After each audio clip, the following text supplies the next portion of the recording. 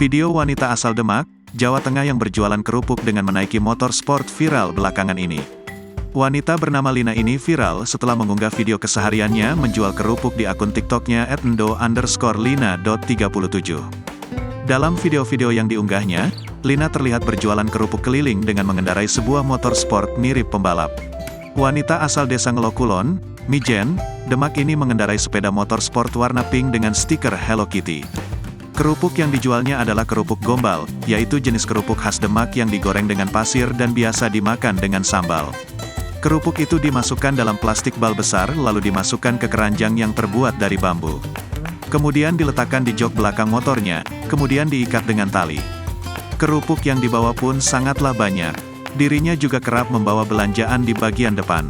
Meskipun menggunakan rok, namun Lina tak kewalahan saat mengendarai motornya. Biasanya, Lina berjualan di Demak hingga Jepara. Bahkan setiap malam minggu, ia akan mangkal di Ngebul, Jepara. Pembelinya pun sangat banyak bahkan harus antre untuk mendapatkan kerupuk Lina.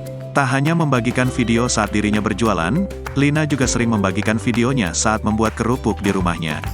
Video Lina berjualan mengendarai motor sport ini pun mendapat banyak komentar dari netizen. Tak hanya menjadi penjual kerupuk biasa, Lina juga memiliki banyak fans. Bahkan kini akun TikToknya memiliki 120.000 pengikut.